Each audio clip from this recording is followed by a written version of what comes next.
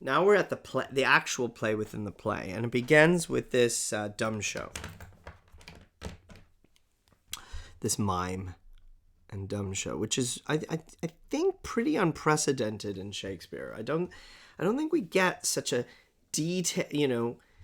A lot of I think a lot of the stage directions in Shakespeare, unless I'm mistaken, were added through editorializing. I remember Shakespeare wrote plays, of course, and he printed some in his lifetime, of course, as well. But a lot of his writing was performance scripts, and a lot of the stage directions are kind of after the fact. A lot of the action can be inferred and understood from the language itself, but this is an extended description of a visual miming of a play, a kind of summary of the whole play right in front of us. And what's really, really crucial is this. The king, this person takes off his crown, kisses it, and pours, sorry, this is the killer. Who is the killer? We don't know yet. Takes her up, lays him down. Someone we don't know.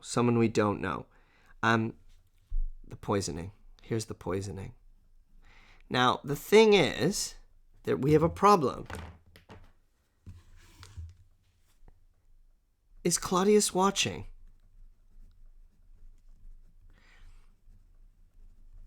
I'm going to go no.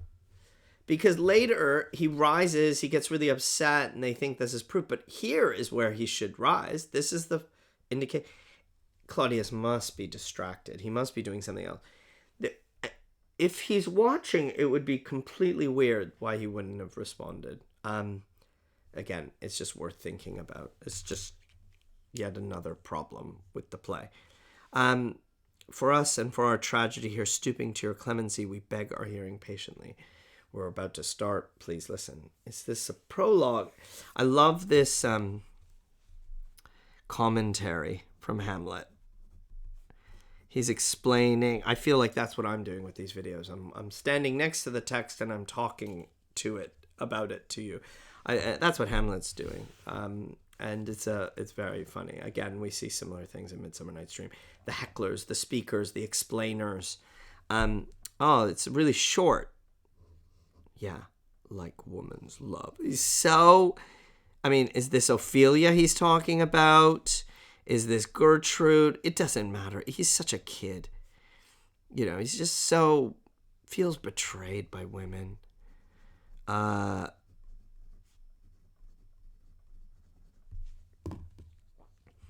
The player speaks in these rhyming couplets in this ornate language.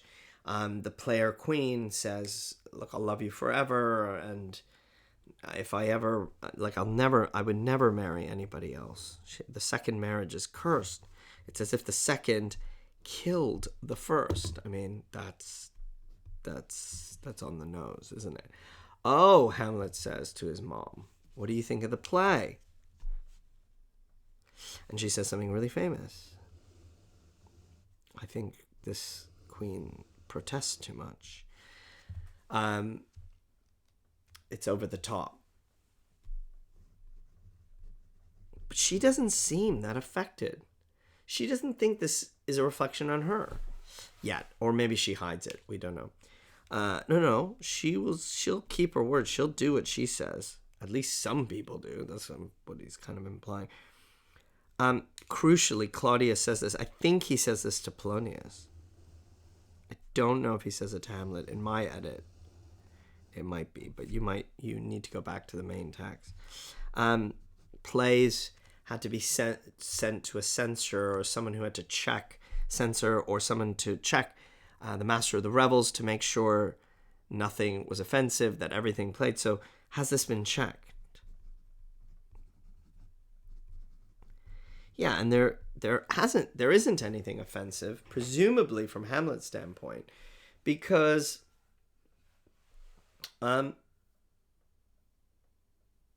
nobody knows his dad's been murdered, so why would it be bad? And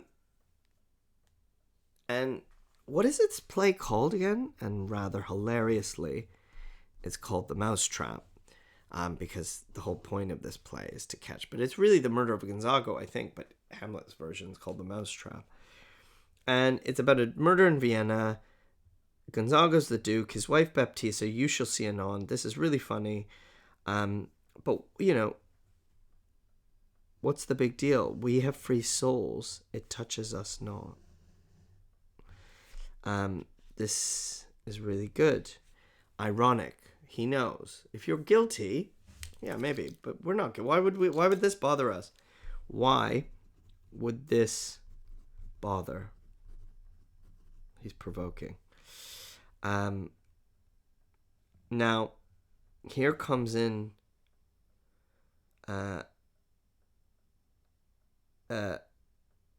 Gonzago is the Duke, not the King, and he's going to bed. And I've edited it out actually, but it's not the uncle or the brother that comes to poison. The poisoner is the nephew. Sorry, I shouldn't have deleted that. We'll come back. The poisoner is the nephew. So it's interesting. What has upset everyone? It can't be the murder because nobody knows about that except for Claudius.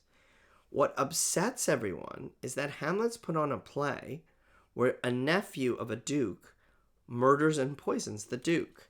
And this isn't understood, I think, enough.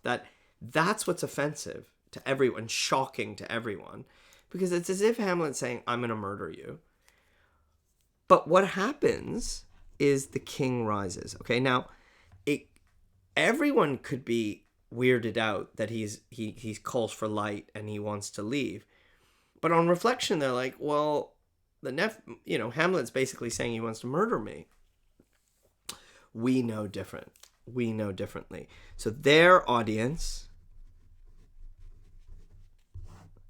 and we, readers, audience,